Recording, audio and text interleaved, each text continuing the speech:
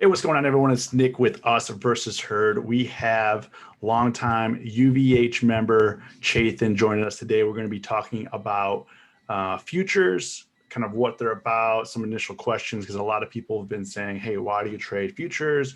What's out there? What's the difference between like stocks, options, and futures? Because obviously it's a completely different product, such as options versus stocks versus everything's kind of calculated differently. So, Chetan, why do you trade futures? I'll kind of go into why, like I trade futures. Like, why did you? Because out of us versus herd and the UvH fam, we're primarily uh, the only two that really do publicly that I know about. I mean, I'm sure there's other people, but primarily on a day-to-day basis. Like, why did you start leaning towards futures versus some of the other products that we trade? Yeah, so I mean, I only started because obviously I was in school and school got really busy, and I was like, okay, I can't trade all day like I'd like to. And then I heard, I learned futures were 24/7 almost, or and you can even trade it on Sunday sometimes. So I was like, I need to really get into this. I really you know, need that. I really wanted to like expand my range in terms of like what I can trade, how long I can trade, and that sort of thing. Because then I was thinking also like once I get out of college and I get a job, how am I going to, I might not be able to trade in the middle of the day. So if I can at least trade during the night, I'll be content. Yeah, like for me, I kind of sometimes, as you know, as you trade and going through the motions of profitability, not profitability, winning months, losing months, like the market shifts and changes. And for me, like sometimes I get away from options, and when I get away from options, I start trading futures because I would say like right now where the market is today, options really has gotten a lot more complicated and a lot harder to trade versus something like futures, and you're trading it because there's no theta, there's no implied volatility. You're just tracking the numbers on the screen and hitting targets that you choose. Now, when you're like in a trade, like how off, like are you just like kind of scalping them? Are you like swinging, or you're going for the fences, or you're trying to? What are you trying to do when you're? Yeah, so it kind of depends, right? So basics, I would go for like if I see a trade like on a 5-10 minute chart, I'm like, okay, I'm probably just going to take this as a scalp, and I'll set my stop and I'll think about a target, and then I'll just take care of it based on how I see the action. If I'm taking a swing, I'm the lowest time period I'm looking at is the 30 minute maybe, and I'll just set a wide stop, and I literally just let that ride. And I think sometimes I will turn a day trade or a scalp into a swing with futures. Just if I zoom out, I'm like, oh, this setup, it might be worth holding on a little bit longer. But I never turn. Uh, no, I turn a swing into a day trade, but I never turn a day trade into a swing, because that has never has like never worked. I've never ever been like, oh, my day trade, it's not moving as much as I want. I'm gonna hold it overnight. Next morning, gap down every time. Every time. Yeah. I mean, I remember I started getting pretty heavily into futures trading during the pandemic. I was trading a little bit before then, but the pandemic really, it really opened my eyes to futures trading because there was a lot of, as you know, there was a lot of movement overnight. And I was like, why am I not capitalizing on these moves? And it was obviously it was addicting. I remember one night I went to bed. I'm like, okay, I'm going to set my stops, and I'll set my stops to I don't even remember what it was, but I woke up the next morning and that I only had one contract. It was of MES, so it was micro S&P futures. It was up $800.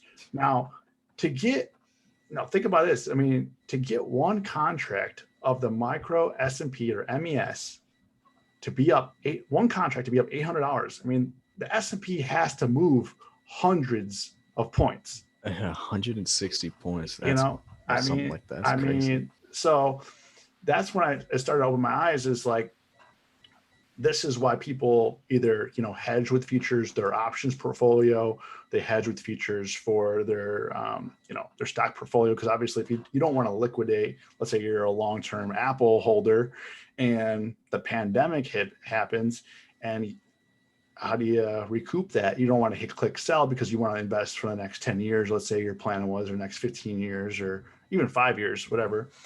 Is when did like futures really start becoming a thing for you?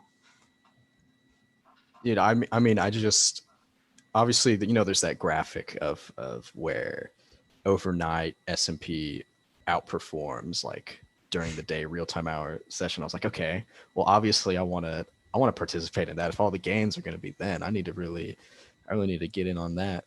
And then I think when it really started happening was I think October-ish. I was just busy with school and I like didn't want to trade in the day, and like all my stuff was in swings. I was like, okay, Mhm. I still want to trade, but I don't want to liquidate my swings. What can I do? I'm like, okay, now's really time to get into futures, and that's when I really got into it. And it's also like stylistically, it goes better with me because I really just I don't even use indicators anymore. I literally just I mark my levels and then that's all I trade off of. And futures are like Yeah, if you're doing like like intraday scalping with futures and stuff, you really that's all you really need because it's gonna be so quick. I yeah, definitely, I blew up a small account futures. I got a little too cocky. I was like, oh, I got this. It's like I trade SPY option. I got this. And it's like, 30 minutes. I'm like, oh my God, what happened?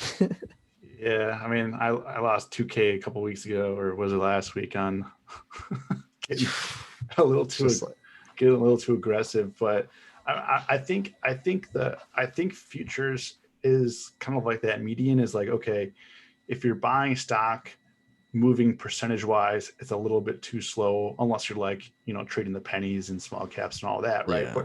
But it's like, let's say you were to buy SPY shares to trade. It's like, man, you're making 0.5%, maybe 1/4%. Like, to make 1% on SPY shares, I mean, you got to hit high to lows every day. Like, it's impossible, Yeah. right? The And R&R is not that great. and then, and are you gonna risk 7 figures to make 2 grand, like, um and then for me, like, options trading also met that. And like, so I find like futures is kind of like in between options and stocks, where futures will allow you to capitalize on huge gains on small movements, kind of like options. And you can also, stack your contracts up too, leveraging your contracts. Instead of just getting one, you can get five, you can get 10, you can get 20. And then I think when they released the micros, allowed you to be more flexible, because you have the regular futures, right? S&P, NASDAQ, Dow futures, Russell futures. But then they released the micros, which for smaller traders like us, it's allowed me to trade 5 lots, 10 lots, and scale out of trades and scale into trades.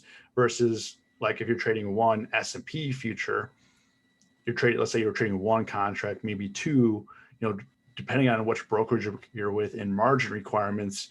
I mean, that it starts to get pretty heavy. I mean, at one point, like when they released Bitcoin futures, a few months ago, it was like 175,000 for overnight margin.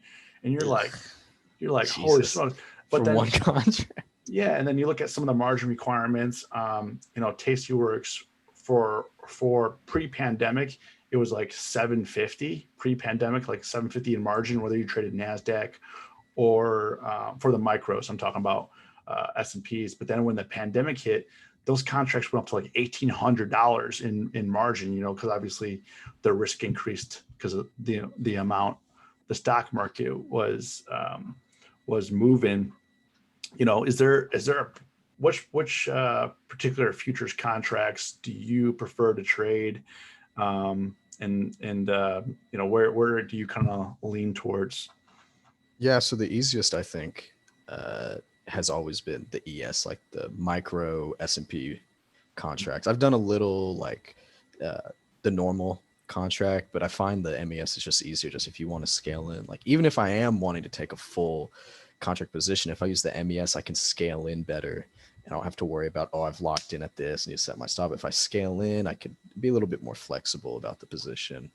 I know we were having all sorts of jokes about that. There's that one week where I went and I traded every single, like I went oats, I went corn, I think I hit soybeans Mm-hmm. and wheat. I was just like, I'm gonna trade all the commodities. And found the only one that was really fun out of there was corn and wheat. I think were the most liquid. So those two, and then if I think there's a trade on ES, but it doesn't really it hasn't shaped up yet. I'll also look at the Russell and Nasdaq futures because they all tend to sort of do the same thing sometimes. So you might find a better setup on Nasdaq or Russell. You might get a bigger move, smaller move. It's just dependent. Yeah, for me, I'm mostly just trading the Nasdaq right now, and just sticking in that lane. It seems to be going pretty well. However, like I find in this time, the moves are rather violent. Yeah, they've been Being so super. tech heavy, like the Yeah, like general tech sector has, I don't know a good way to say this, but underperforming, yeah, in terms of, and then, when it does run, it automatically just pivots to the downside, and you're just like, you know, like the it's Nasdaq has been doing a lot of bait and switch. I mean, like today, for instance, I mean, Nasdaq gapped up, it went red, then it went green again, and then it went back to red, right? So I think that's definitely tough. And Dow particularly, I don't generally trade it, has been a lot easier just because a lot of those are got laid into during the pandemic and trying to have some sort of life to them again, like Boeing and all that. you know. Yeah. And it's been kind of like, I don't know, market, especially last month and maybe a little bit March was just obviously like large cap stocks and everything were performed pretty well, but a lot of other plays and sometimes the futures were just like, it was just so stressful. You're just sitting there and you're like, like as soon as you get a trade, you just get knifed and you're like, damn it, knife. And you're like, am I doing something wrong? It's like, no, the market just is like, it was just like the post fallout of the GameStop AMC thing where they were just rotating like everything like this. And so any play was just like, boom. Yeah, I was trading Nasdaq futures a couple of weeks ago, and it's like no matter what I did for like 3 days straight, I was like doing double the trades, because when I put a trade on, they would then tag my stop and reverse it immediately the other way. And it would happen 3 to 4 times a day. And I'm like, you guys are just costing me money. And like, I'm being very careful, but the way it's just like the choppiness going like this, like back and It's forth, just like, the choppiness was just like blowing the stops and then automatically pivoting the other way. And then you're like, well, you don't want to risk more than that, because what if it really shoots up or shoots down, and you're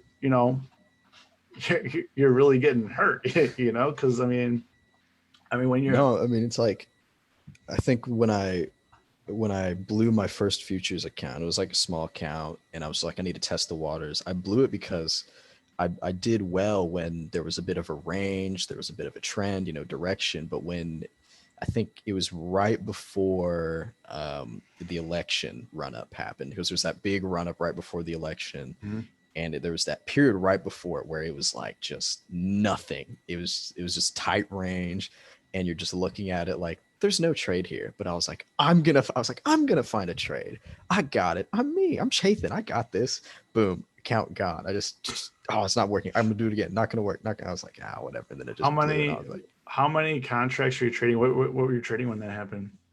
I was trading. I'd gone from initially I was doing one full ES, but I decided I was going to size down to like maybe two or three MES at that point, and I still like it didn't matter at Yeah, that point. I knew it was yeah, like I'm doing something wrong. It's not the sizing, it's me. I'm doing something wrong.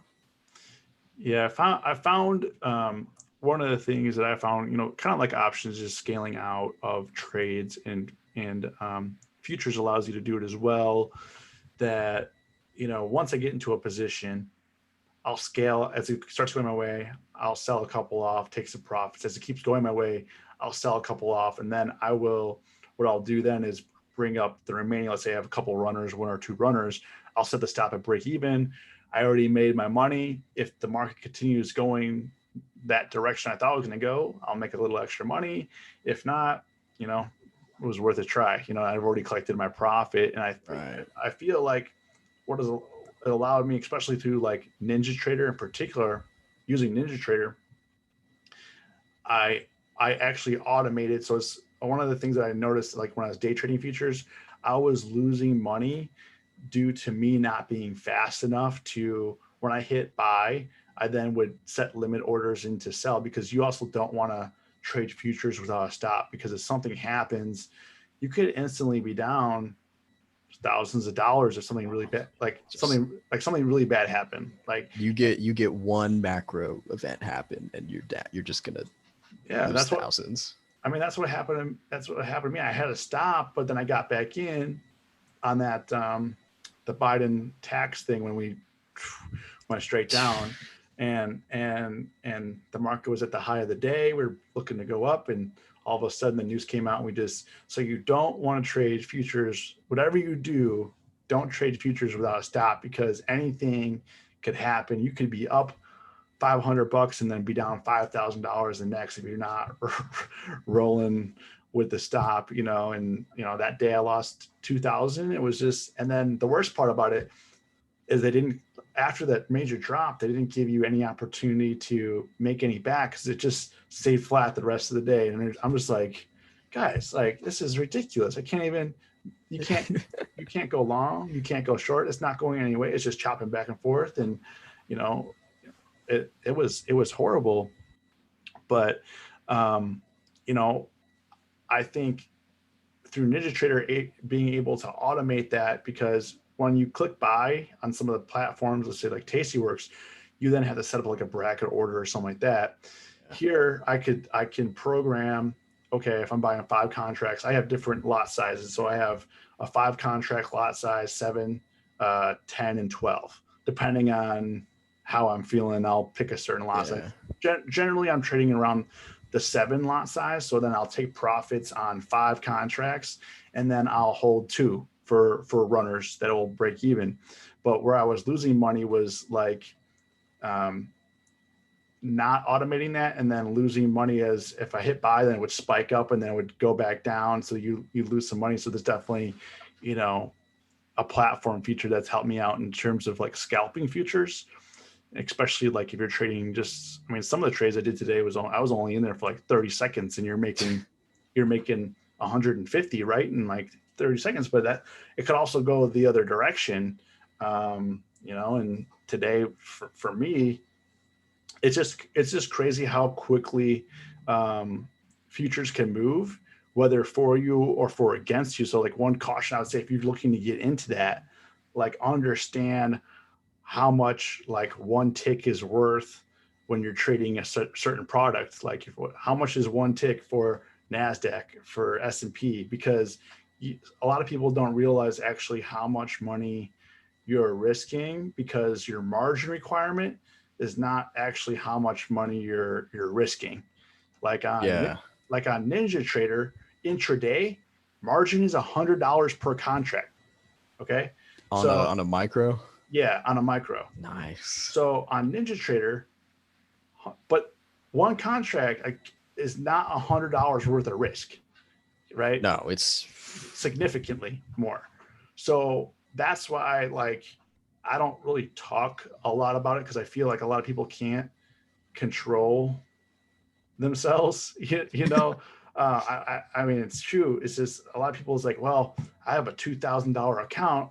I'm just going to max out 20 contracts. It's like, okay, you're taking that's 2,000 in margin, which you're risking probably close to 100,000, 150,000. You know what I mean? So you have to understand when you're trading futures, like where you're at, and like how do you kind of calculate your risk? Like how do you kind of manage your risk when you're trading futures? Yeah, that was one of the things that really like helped me just trading in general was trading futures, because I really knew how much I actually needed to size into a position, or how much I like didn't, if I was oversizing into positions, was because it's one thing if you're trading like a stock and you take a position size you're comfortable with, and stocks aren't, you don't feel that speed sometimes, but with futures it's like, you know it goes down a point. And if you're in like a full contract and your account is not made to have, you might be able to buy a full contract, but you don't need to be trading a full contract. You're gonna be like, oh shit, like I Mhm. fucked up, and it's only gonna be down a point. Like, you got a $500 account on Trade of 8, you can buy a full ES contract. And if you're down a point, you're gonna flip. You're down 2 points, you're really gonna be upset. So, um, yeah, like, I don't know.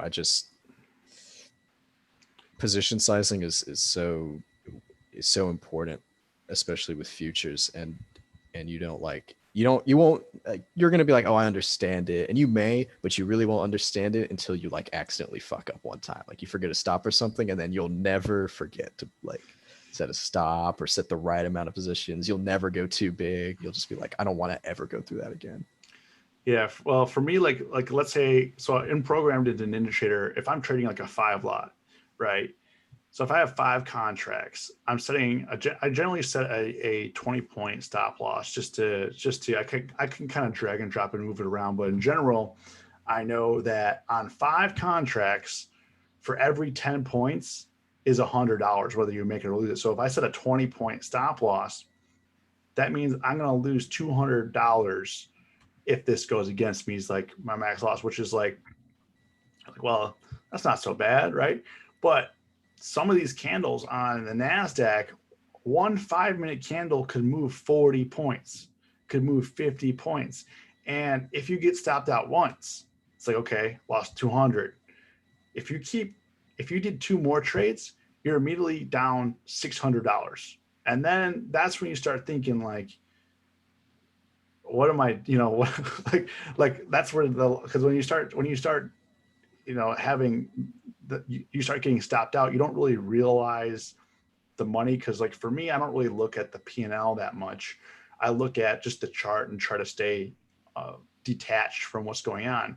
But once you get stopped out like on 2 different trades, you start snowballing in the wrong direction, and Right. then you start feeling like you're in the hole. But the thing is, you also have to realize in futures trading, as quickly as you went into there, you could easily come straight out. I mean, I've had days where I was like, I'm down 800, and by lunch I'm up 500, and it's just like, yes, maybe you shouldn't have put those trades on, but sometimes in the futures it's just so violent. So I mean, like if you're looking to get into trading futures, you really have to be able to like stomach the moves and be able to, I would say, stomach if those go against, like if 2 trades in a row go against you, are you going to be okay with that? Like, are you going to be okay with that? Because it's going to be some pain, and you don't want to set like on NASDAQ, you don't want to be like, oh, I'll set a 5 point stop loss, because you're going to get stopped out every 3 seconds because that thing's moving, Oh my god, you know.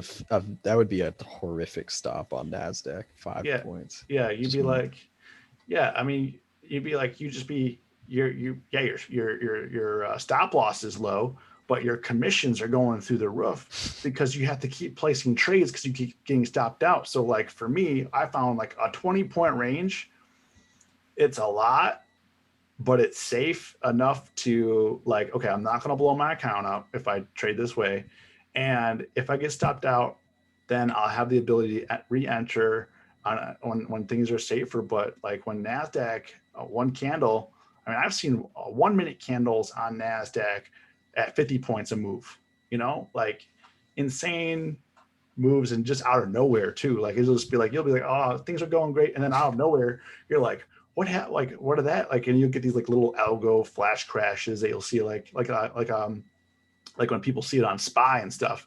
But then when that's happening on MES, you're like, well, someone's either up a lot of money or they're freaking getting wrecked right now. Like, and I would say like for options contracts, you're like, well, the worst that's going to happen to my options contract is it goes to zero.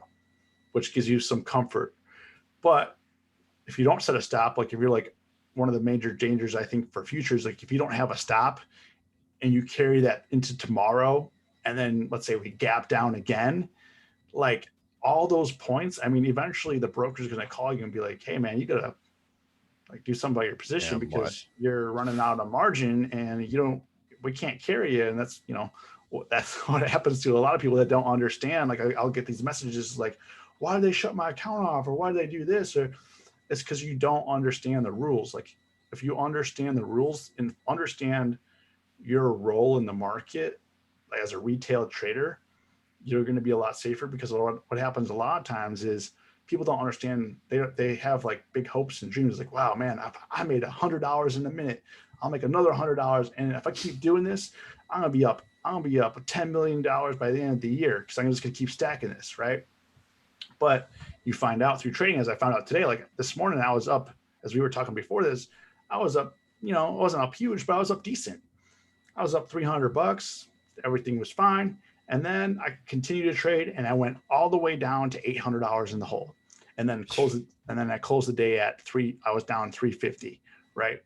And you kind of like, if you think about it, that's a $1,200 swing in your P&L, right? $1,100. Like you're like in a day, in a few hours. And it's like, it's not like I was trading every tick, you know what I mean? I was waiting for my setups and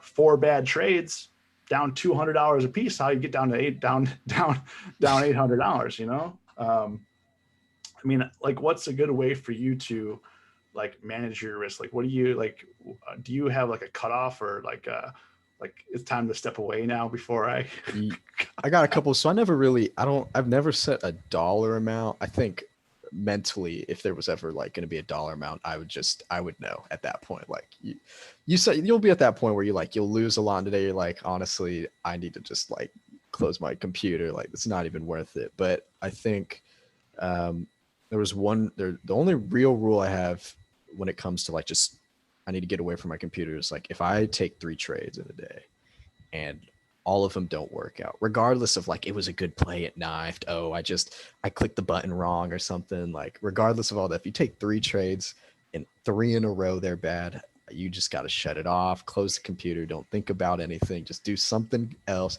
You can come back later in the day, but you need to give yourself like a break, because regardless if it was like either a problem with like maybe Thinkorswim was lagging, or like you accidentally clicked buy market instead of putting your limit or something, like you've made 3 mistakes and you don't want to continue that, because that's how I ended up losing. I took a big loss today and I was just kind of upset about it, and I sat back, I was like, I was just an idiot. Like I didn't even follow my own rule. I had 3 losses and I said, you know what, I can make it back. And then the trade just didn't go the way I wanted, and then I'm sitting at a bigger loss. I'm like, okay, now I need to really shut it off. And then I missed more plays because I didn't want to look at Thinkorswim for the rest of the day. And then the last thing about risk is like, the other thing I noticed is people will be up a lot and then they just won't close. And they're like, I don't know when to close. And you never, like I have a friend who's long a lot of Doge. He got long like $5,000 worth of Doge when it was in February. And I can never tell him, like, he's like, when should I? He's like, I don't want to sell. And I'm like, but you need to like sell at some point. And then I thought about it. I was like, the best way to handle that is like, because, he was sitting there. He's like, I'm going to sell when it hits $1. And I sat there. I was like, are you really going to sell it when it hits $1? Like, are you going to actually sell it? Or are you going to still hold it? Like, it might go to $2. He's like, you're right. I might not hold. I might still hold it. I was like, yeah, that's the problem. But the way I deal with that now, because I did that a lot too. I ride up a big position. I'd be like, I don't know when to sell. And then it would just come down like immediately. I'd be like, I should have sold then. But really what you should do instead is with futures, once I'm up a certain amount, I move my stop up. So once I'm up, let's say like 5 points on an ES contract, I'll move my stop up to break even. So now, the only thing I'm taking at a loss is the commission. And then once it starts going higher, I'll move it up like 2 points. I never move my stop up the same amount as my how much it's moving from my entry, if that makes sense. But then at a certain, that's only like at the very beginning. At a certain point, once it becomes like a super long trade, then I'll start moving my stop up to like right below support level or something. But if you don't know when to take, you don't have a target, or you don't know when to take profits, if you just move your stop up, that'll take care of a lot of stress for you. Yeah. One of the, when you were saying like, that definitely happened with me with SNDL, and I still got it on my portfolio, by the way. And like, and I think it just was like, better, and until you're in the thick of it, and then you're like, oh, we'll just let it ride. I'll come back to it next week, and then next week cans, and it's now worth the same amount you paid for it. You're like, I could have sold, and then if I really liked it, I could have bought here again if I wanted to, and Yeah. with Doge, I bought some in January. I was like, it was like only like $200 worth, right? But what I did was like, last month when it ran up, I took my $200 out, and I'm like, okay, whatever happens, happens. And then just, was it yesterday? Yesterday, I still had 2,000 coins left. I sold off $500 worth of profit, and I still have about half my position left from that original $200 I invested, but I've taken out 700 already, right? And now that position is still worth like $700, $800, even though I've taken out 700 essentially. Yeah. So like, I think it just comes with experience over time. It's like handling your own risks. Is like, what do you do? Like, especially when you mentioned Doge, everyone's like, oh, I'm holding. And then you see these tweets like, nobody sell at $1. No one do this. No, if you have to tell people not to sell at $1, there's going to be a big problem here. I think I saw something where apparently 4 wallets own 80% of the Dogecoin supply. And so you're sitting there thinking like, sure, holding could work as long as not one of those people touches that wallet. And it's possible, all 4 of those accounts forgot the password. But in the possibility that one of those accounts remembers the password and removes it, you are going to want to have a stop, because that thing is going to flush everyone out so fast. Well, the last two crypto corrections, Doge lost 95% of its value. The last two corrections, in terms of crypto, one in 2017 and there was a one in 2014, right? So you kind of have to ask yourself, if you're holding something, whether it's crypto or some other asset, are you comfortable with taking that much pain? Or would you just like to trim some off, and and if you want to leave some on, and if it goes to zero, it goes to zero, like, you already made your money, who cares, right? Like, but a lot of the people that are investing, trading, I mean, as you know, like, there was a huge retail spike in 2020, and they thought the stock market was easy. Got to buy GameStop, got to do this. Oh man, Penn went from $3 to 130. Like, you don't have, like, I'll quit my job. I don't need to do nothing but trade. This is easy, until they got to September. Then they got to October, and then it got real quiet. And you can even see that, like, in the Discord, we'll start getting flush with members, and everyone's coming in like, oh man, if you didn't make 5K today, you're an idiot. Like, you should just quit now. Go back to clocking in for somebody else. It's like, I remember because there was that point where I was posting my P&L, because I don't really post it a lot, but I was posting it. And I think I was posting like, I think it was 3 days in a row. I was like 5K, 6K, 5K. And I remember I was like, this is insane. And then you and FC were both like, this is insane. Like, he's like printing money. I was like, damn, I'm fucking Jerome Powell. I'm fucking the money printer out here. And I was sitting there like, this isn't sustainable. Like, I actually don't know what I'm doing, and I'm making it. And it was just, and I think you also, like, for just trading in general, you need to be able to like understand the cycles, like understand the market conditions are in. Like, hey, this is a point where it's pretty easy to trade. You can you can lever up. You might be able to take a bigger position than you want, but then you get to a point like, right when everything starts flushing, you need to be able to sit there and tell yourself, I don't need it. I don't, I've made money. I don't need to force anything in this moment. I don't need to like be like, oh, I can short this. I'll be good. Cause when things start flushing, in retrospect, you look at a big red candle and you're like, oh, that was so easy. Just short it then, just it'll keep going. But when you're in the moment of it shorting, you never know when it'll just like flip on you. It'll like spike up, stop you out, come down. Yeah, Like I mean, I think we all kind of experienced that because there was especially like December to January is like it's pretty solid. Made 1,000 a day, pretty solid. Making 1,000 every day, and then you got to March and April, and April for me was like I was like, why? I don't think this has happened to me in years. That every single option I'm holding in my portfolio is red, and you ask yourself is like, and you kind of think like, why did this happen? It's like, are you bad at trading? Market change? What happened? And I came to the realization that that this is the realization for most people. They'll they'll hit a streak. They'll come into the market when the market's hot because your friends talking about it. My friends, you come into the market yeah, like, oh yeah, everyone was talking. yeah, It was yeah. It's like I mean, I had people from I haven't spoken to in 15 years. They're like, hey Nick, I gotta buy. I gotta. How do you get on? I'm like, bro, I don't know who you are. Like, I like what's going on? And you got, your grandma's like, I heard on Fox News, there's, you should invest in this GameStop. It's going to be the next hot thing. Like, I'm like, okay, this is a big problem, and they're like, why aren't you investing in it, Nick? Are you stupid? Are you like, but when things get hard like they are, let's say like right now, when the market's harder for options traders, this is where most people quit, right? But for me, since I've seen the other side of this, I know that when things are hard, there's going to be much better days, and you'll go back to your 5K days. I'll go back to the 1K days or whatever it is. But like, it doesn't happen all the time. There's easy months, and then there's extremely hard months where it's like, listen, indices are going all-time highs. I'm like diversified.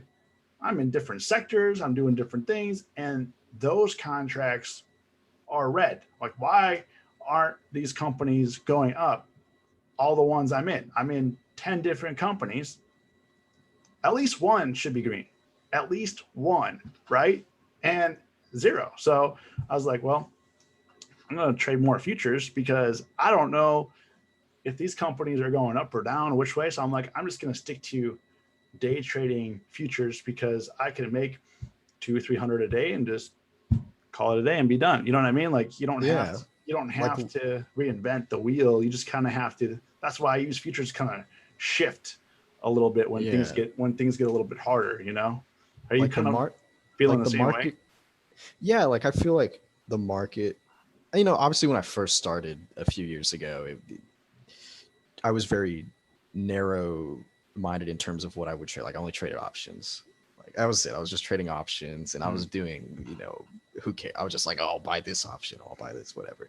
But now I can trade options. Now I know I can trade small cap stocks and I can trade. I really don't like to trade just the large cap commons, but I'll do it if I have to. And then I can trade futures. The last thing I haven't touched is crypto. It's getting hot. Maybe need to look into that too. I don't know, pancake coin or whatever. But uh, but I've noticed that now I've been able to see the market for a while, and you understand that there's times not only when certain sectors get hotter or certain sectors are better to trade, but like we saw from between December to mid February, I think, and then from end of February to now, where things sometimes swinging becomes easier, and then maybe like late February, just day trading in general becomes easier, and then you get to points where it's like, okay, trading stock is not easy anymore, but the futures seem to be making decent moves that I can take. Why don't I shift over there? Or maybe like the end of April to now, it's been like, oh, futures have been kind of, good moves, but it's still been knifey. Stocks have definitely been knifey, but crypto has been printing for a lot of people. So you got to also be able to cycle. I guess that's in a way diversify. Like you're not limiting yourself to one asset class. Yeah. I If mean, that makes sense. I think it's also being able to like pivot. It's like for me, after having a losing streak in options, it'd be easy to be like, I'll just throw in the towel, never look at this again, right? But I know that's the easy route. I know my capabilities. I know what I've done in the past. I know that I'll get through this, but you have to be able to pivot because if you keep doing the same strategy in the market and it stops working and you keep doing it, you're obviously going to get the same result, right? Now, if it's winning and you keep doing it, you keep doing it until it stops. And that's why, like, for me, it's like, okay, I'm like, this strategy is really paying out. I'm gonna stick with it. Everything's great. Keep it going. But then after I have a red week, I look back, I'm like, is this really the strategy? Is this the right strategy for the market? Because you don't know, like the market just shifts like that. And like, especially in 2020, I don't think I've shifted my strategy more in 12 months than in 2020. I was like changing everything all the time. Like, because, one week I'd be like, man, made 5K. Next week is like, wow, that was terrible. What do I need to change? And you had to keep like shifting, changing your strategy. And I think that's what a lot of, especially like new traders, and that's why I went into futures. A lot of new traders don't understand is like, just because you're losing, it doesn't mean you're not good at it. It just means you're most likely using the wrong strategy for what the market is commanding at this point. And it's like, okay, options obviously for me right now, not working 100%. Futures, it's going pretty well. So why would I, you got to find the lane that of profitability, and there's a lot of them, but which one is the right one for you? I mean, would you kind of say that's like, similar to what you're going through? Yeah, you just gotta pick. It's more like you gotta pick your battles, right? Like, do you want, if you're really good with options and you don't feel like you want to trade anything else, that's completely fine. But maybe if you're good at options, you might find some success in futures, or you might find some success just day trading stocks. You never want to limit yourself to just one method, I would say, right? Because like even with just options, there's so many different strategies. Like, why limit yourself? There's no reason to limit yourself. Obviously, in terms of like risk, maybe, but in terms of what you like, what you want to trade, you don't want to ever stop like what you can trade. There's so many different things to trade, even with futures. Like, you can trade indices, you can trade fucking like beans for all I care, and Yeah. like I've traded you don't. soybeans and it works out. Yeah, I was like, wow, you I could. knew nothing about corn or macroeconomic conditions of corn, and I was loving trading corn. I was like, this is great. Like, this is crazy. But then, you go trade oats and you're like, okay, well, this sucks. How am I the only contract trading in 5 minutes? So you just gotta explore, basically. Like, it's we're trading, we're all learning all the time. Just keep learning. That's all it is. And all we had to do was buy lumber and go away for 12 months, and Yeah.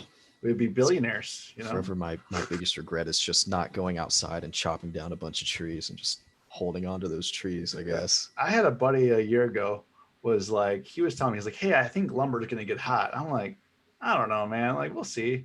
I kind of discounted it. And now I'm thinking like, because he wasn't a trader. He was just like, I don't even know I don't even know what he does for a living. He just is like, calls me up one day. He's like, hey, I'm looking to get into investing. I'm looking to buy some lumber. I'm like, out of the blue, this guy calls me wanting to buy lumber. Maybe I should listen. It's crazy because even like to where it is now, like even, I mean, there was one point in time, like in the summer or something, where it was halting up every day. I remember I was like, oh, well, this is obviously not sustainable. And I just never thought about like so many people are buying houses, so many houses are being built. Like, lumber is like a crazy commodity to have right now. Who would have thought? I Uh, guess. yeah, I don't know. Like, but I think that's also a nice thing about futures is you can expose yourself to to other markets. And also, like you were saying, overnight, like one of the things that I was looking at today is the micro Bitcoin futures just became available.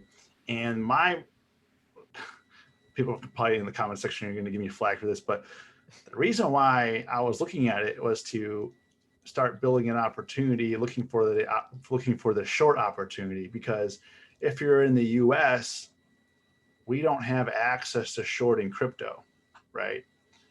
Legally. I mean, you can you can VPN and do all this stuff, right? You can go crazy, and you could be VPNing from Japan or India or whatever, because you could use Binance and all that, and they're allowing you to short 150 times margin, right? But which is an issue in itself. But I was looking at, because in the futures and the micros, you can be long or short, and you could be long or short Bitcoin, because we know when it goes down, I mean, it goes down a lot. So that just became available just the other day. So I was looking to, it gives you, I think the futures give you a greater opportunity and a flexibility to take those ideas and put them in a safe market, because like when you're trading futures, you're in your TD Ameritrade account. In case you're not on some like janky crypto exchange that started up halfway across the world. You don't know what's going on, right? So I know that when I'm trading micros, let's do the CME. I know, like, hey, it's pretty safe. Everything will be okay. My money will be fine unless It's not going to disappear overnight unless. No, I could transfer funds out of my account, and I know that it'll be in my bank account the next day or this week, and not get lost. And I think the CME allowing those micros allows the exposure for the retail trader to trade multiple contract size and then build themselves up to a position to start trading the full size, right? Right. But I mean, even if I wanted to trade the Bitcoin futures, the regular contracts, I don't think I would, because they want 200K in margin, which you could do a whole lot better somewhere else with 200K, than trade crypto. How much do you make per point on Bitcoin futures? I'm gonna look that up, but like the micros I was looking up, it didn't say. The Bitcoin futures per point is I think it's like $25. So it's not bad. Yeah, but I mean, like the Bitcoin futures, I mean, we've seen in the last couple of weeks, like that thing moves 1,000 points in 10 minutes. God, crypto is just like I really would like to understand it more. It's been such, like, obviously it was easy to write it off before, but now it's like it's becoming more mainstream and more legitimate, I guess. So, Well, I came to the realization the other day where I could be like the boomer guy that's like, oh yeah, if you're not trading on the stuff, you're trading crypto, that's not real trading, or that's not. But what I realized is crypto is global, and it gives people access to markets that didn't have that before, and access to make money or lose money a way that they didn't have before. And a lot of a lot of people in different countries, they can't trade Tesla, or they can't trade the American companies, or they can't trade certain futures because it's through the CME or through America. Right. And that's why like Binance rolled out, hey, this is a Tesla tokenized coin that you can start trading Tesla for. So it's like, you're not an American citizen, but you want to invest in Tesla, here's a way. And they rolled out Apple through these tokens, right? So what I realized is there's a whole lot of demand outside. They want exposure to American markets, but they don't have a way legally to actually invest. And I think that's why crypto is going to get probably bigger because as the global economy grows and people are making money all over the world off this, when I'm buying Dogecoin, somebody in Sweden's buying Dogecoin. We're in the we're in the same marketplace and it's all decentralized. So I think we just have to come to the realization that, I mean, it's here to stay, but it's not safe from. I don't think it's safe from the algos and the Yeah. a lot of the stuff that we deal with on an intraday. All that stuff's going to get worse because it's going to be open to manipulation, just like the U.S. markets are. Is like, why did SPY flash crash like that?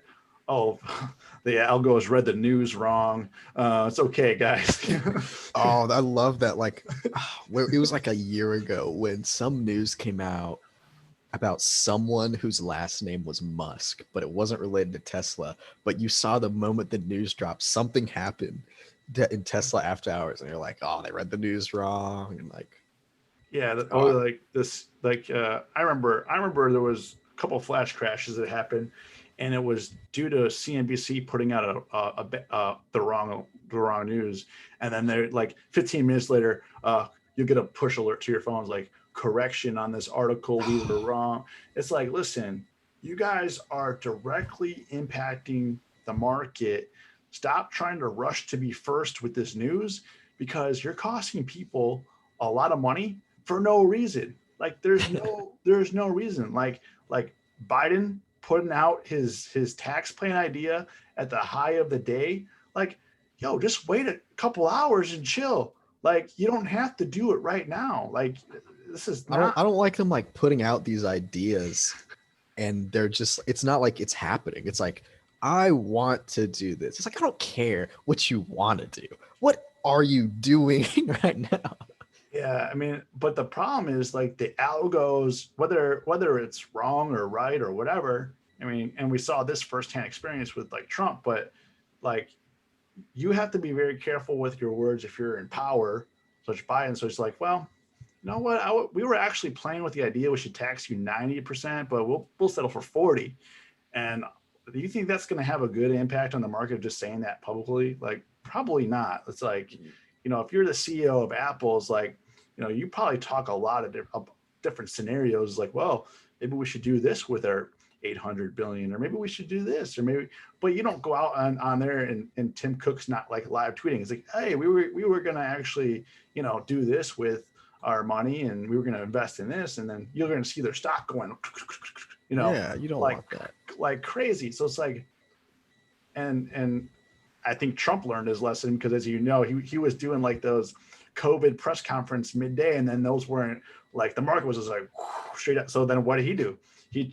They started being after market close then. So I'm like, okay, at least you're being mindful that, I mean, you putting out those ideas and different ideas. I mean, you could say whatever you want, but I mean, I think you I think you have to be mindful of the market because these news algos are just they're gonna run with, even if it's like fake news, and that's what happens to a lot of like the penny stock small caps is like, oh, that merger, that was a rumor, sorry guys, or that acquisition, yeah, that why was that up 200%? Yeah, that was a mistake on you know Dude, 2020, there was that one algo. I'm sure you saw it. Like, no one knows who it was, like why they were doing it. It was the same. Everyone's pretty sure it's the same algo because there was like Kodak, SPI. yeah. Uh, it was all these ones that ran. They were shit. Like whatever they were doing was shit. It didn't really matter, but they ran from like they would run from like sub $10 and just to like 70 in the same day, and it was the same pattern every day, the same like activity, and you're like, dude, who is who is running this algo that is just letting this happen? Like, are they actually making money off of this, or are they just fucking with everyone? It was probably Bill Huang. Oh, um Bill. And I would just, the algo thing, that's what I was gonna remember. The news thing is, I'm, I see, we see a lot, especially after GameStop, AMC, we see a lot of people who are like, oh, the evil shorts, the market makers, they're coming for our positions. They don't want us to win. And like, I don't think people really understand that, like, when the algos like dump a position, 9% of the time off of the news, it's not because of the news per se. It's because now they have a reason to dump Yeah. their positions. Like they're looking, they're like, oh, well, this happened. We can just get rid of it. Like it's like, and Yeah. then people blame market makers for a lot of stuff, but market makers are also the reason, like, when you buy a stock, you're not paying on like a $5 spread versus now you're paying like, the bid and the ask are like 5 cents, maybe not, I know in like 2000s, maybe the early 2000s, it was pretty, bleh in terms of spread, but Yeah. Well, I remember even in like 2015, I mean, the markets weren't like they are now. And a round trip one contract options trade through TD Ameritrade is going to cost you $20, and you're like, you better make more than $20 on this trade. You buying one SPY call, you need that thing to move. You know what I mean? Like you need to like, and that was just a few years ago. And I mean, I think with Robinhood, the good thing is they got everyone to reduce their fees. that was amazing. I remember Tastyworks was like options were only $1, but stock was still like $5 commission. I was like, this is stupid. I Yeah, don't then want they to pay went free. $5. Yeah. Yeah, and then like the problem was then that all the brokerages are having quality issues now. Dang. What brokerage do you trade futures with? So I use Tradeovate now. That was one. I have a buddy of mine who's been trading futures for a long time, and he was like, if you want to just use a small account, your best leverage is probably going to be Tradeovate, because he was like, I know they're legit. I think on like my app, a lot of places like TD Ameritrade, Schwab, and everything. I talked to them, and I was like, hey, what are my requirements for trading futures? Like just one contract or something. Well, you need to have a job, you need to have this much net worth, like blah blah blah. I was like, okay, I got the net worth and stuff, but like the job, like I gotta have a job just to trade. Like, what if I wanted to? So I was like, yeah, okay, whatever. But Tradeovate was like, I put in my account, I was like, this is like how much I'm like, all this stuff, and it's like, what's your job? Unemployed. And they're like, okay, cool. They just don't want some sort of liability, but you get great leverage. They will close if you were to blow your account, for like theoretically, they would cut your position off, I think like 5-10% before you blew your account. So you'll never like completely blow it. They won't let you, like they won't let you go below the margin requirement, I think. Yeah. So your full account can never go below the margin requirement for the contract you're in. Then they'll just auto close you. They'll just auto close it. Yeah, they'll give you like a little bit of room, but they're not gonna, like, if I was in an ES contract full and I had $520 something and I went down to like 300 or 400, they would instantly close it. And then obviously I can't buy it again, but they're not gonna. Tradeovate's a good one, obviously. What's the margin requirement there? Were they contract? So ES is 500. Obviously, it changes every time. Like there's really big VIX moves. Like they'll up it to like 625, like whatever. But I know for MES it's 50 flat. $50. $50. Oh. Yeah, I thought NinjaTrader was, so I trade on NinjaTrader, and for MES, NQ or MNQ, all the micros, it's $100 flat, right, for intraday. Now, if you hold them overnight, do they have a different overnight requirement? Yeah, overnight it increases. So I think MES goes from 500 to 1,000. Yeah. Or ES goes from 500 to 1,000. So they they bring it up, and there's that little period right before Globex or in between Globex and real time. I don't even know what that period is. Like it doesn't trade, but if you want to have it in there, that's even a higher. So a higher requirement. I don't remember what they called it, but it's like, I don't know. Intraday's low. Overnight, it's not as bad. But if you're trying to hold it, you do need to meet a higher requirement. Yeah, because it sounds like, so with that brokerage, NinjaTrader's like double that. So it's like intraday it's 100, and then overnight it's 1,000 per contract. Yeah. So it was basically double what you're saying. Pretty much. There. Yeah. I think they're pretty similar, because I think MES is 50, and then like MNQ is a little bit higher, and I think Russell's at 50 again. So it Yeah. changes per, like you have 100 whatever contract. I think mine is like 50, 175, I think, for the three different ones. I'm not sure. I have to look again. I haven't looked in a while, but Yes. Yeah. yeah. So the account requirement with Ninja Traders is $400. You can start at $400, but they don't let you go like you can't go underneath like like 70 like to $75 in your account or something. I don't know. I don't even know what it is, but they said like Okay. I'm like I'm like, if the guy messes up, if you start at 400, you mess up one time, like you like, So like I was like, I'm like anybody who's starting an account with $400 is most likely hasn't been doing it that long, and that first trade, if it's not a winner, like that's a good thing to think about too. Like, especially for new futures traders, like if you are not completely comfortable with, maybe trading in general, trading with futures, and you don't, you're like, I have $500 at worth it. You don't need to trade futures at that moment. You can wait till you have more money to give yourself more breathing room for your account. I think that was also another thing I realized early on was like I put in whatever, I forgot what the original account I blew was, but I remember after I'd blown, I sat back, I didn't trade it for like a month, and I was like, okay, what were some of the mistakes? And one of the biggest ones was like, the account was too small for what I was trading. mhm. And and then what was happening was like, I'm taking a trade, and 90% of the ones that weren't working, it was like, they wouldn't work. And I'd be like, ah, shit. And then they'd moon. I was like, okay, I, I'm doing the plays right, but I'm not setting it up right. I'm not setting the trade up right. Like I've got the actual play right. I don't have the setup right. And Yeah, so if I just either I size down or I increase my account size, then I'm less likely to be worried about, hey, I lost, oh, I took like a 5 point loss on this ES contract. Oh, it's over. It's all over. yeah, and that makes you sweat a lot too, because if like let's say you had a $400 account and you put the trade on and immediately it starts going against you, right? And you're like down 150, 200. You've immediately lost 50% of your account.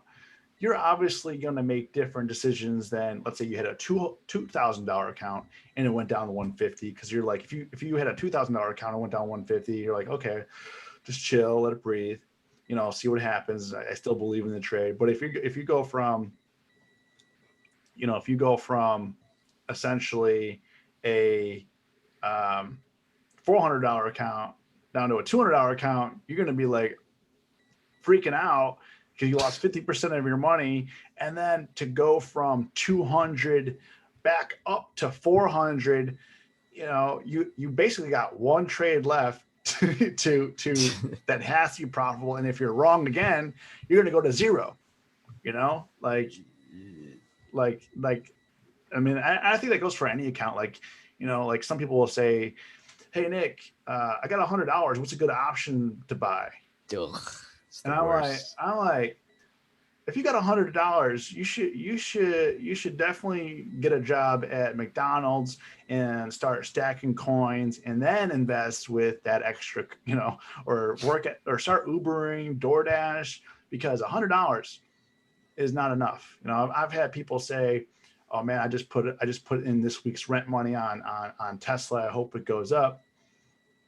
Like, listen, you're not going to have, and I think you've shown this is longevity in the game. You have to trading, investing. It's a long game. It's not just something you do, become an instant millionaire. Sure, you have great trades. You'll have a good trade. You also have horrible trades, right? But it's not just a money machine printing money for everybody and it's just all free and everybody's living a happy life. It's not like that. And as you can see, like, when you're starting out with, the UvH community, where you started out, to where you are now, it's like, even me, like looking back on my early trades, like when I was first starting, I was like, why did I think that was a good idea? Right. It's just because you're kind of learning the waters. You're trying to feel it out. You're trying to see, like, and obviously it was never going to work. But the only reason why I have that knowledge is because I did it. like that's the only reason is because I did it. I came through, and sure, like, you know, for me to be like, oh, maybe I should buy $10,000 worth of 800 strike Tesla calls for this week expiration. I know down in my heart, it's probably not a good idea, right? It's generally a losing mentality. But you know, when you're first starting out and you think that the market's just printing money, it seems like a great idea. You know, you're like, wow, everybody's making money on GameStop. Here's $10,000, and then the market takes it and spits you back. You got, I only got 300 left. You know, and a lot of people were doing it definitely on earnings season. Like people were saying, you know, they went heavy on Amazon earnings, and how did Amazon reward them? Blowout earnings, red the next day. Popped and then it just faded hard. That was great. I think Google did the same thing where it was like it popped and it was like, oh, this is great, and it just fades. Yeah. So I mean, I think what's one thing as we wrap up here, what's like one thing you would say to like a beginner trader, something that you've taken along with you that's kind of molded you into who you are today? One thing, let me think. For a beginner, don't be afraid to like take a risk on a trade, but you should define that a little bit more. You should define that. Don't be afraid to like because I know one thing I used to do was I would see a good setup, but I would be like, oh, I've done bad some of my other trades. Maybe I shouldn't take it. If you should look at each trade as its own thing, don't compare it to your previous trades. Each trade is new. It's a fresh start. If you see a good setup, take it, but also set your stops. Never forget to set any stops, especially with futures. Like if you don't set a stop with futures, you will get blown out. It never fails to happen. Mm-hmm. If you're shorting or you're like you're long futures, they will always screw you over if you don't set a stop. So if you see good play, set stops, and especially if you're a beginner, only take the best plays. If you're a beginner, you have a small account, don't be in a rush to be like, I want to trade full time, or I want millions of dollars or something. Like you will get there when you get there, but you won't get there unless you take the time. Like you gotta be practical about it, and you gotta just be patient with your trades. Like if you only take good trades, you will make it there. If you just keep taking any trade, I mean, you will never get there. Yeah, I mean, and I kind of touch on that. You know, sometimes especially when I start out, one thing that I noticed was like you were too afraid to lose that you missed out on the gain. You're like, I see the setup, but I could lose, and then you're like, and then it goes like a million miles ahead, and you're like, wow, that would have been a huge gain, but you didn't take the risk, so you didn't get the reward because you were too afraid to lose. So like one of the things that was for me and my personality is like, don't be afraid to lose, because you're going to lose at some point. Like it's just inevitable. You're never going to have 100% win rate, right? So if you now, I mean, I'm not saying going to YOLO or anything like that, but like if you're too afraid to lose, you're never going to make any money because you're never going to hit the best trades. So you're just not going to take them. And then the worst part about it is when that happens, you'll see it run and then you'll get in and then it goes the other way and then you lose. FOMO is the most dangerous drug in the world, man. You'll do so many stupid things just because you're like, oh, I could have like done this. You'll move to your next trade, be like, well, I'm not going to make the same mistake. And it's like, you just did. Like, yeah. So yeah, man, it was great talking to you. We're going to wrap this up. I mean, I think we should definitely do this more in the future where we talk about, you know, futures and just shit about the market. I think it'll give people a lot of different, perspective, and just not just for me either, you know. For sure. This is fun.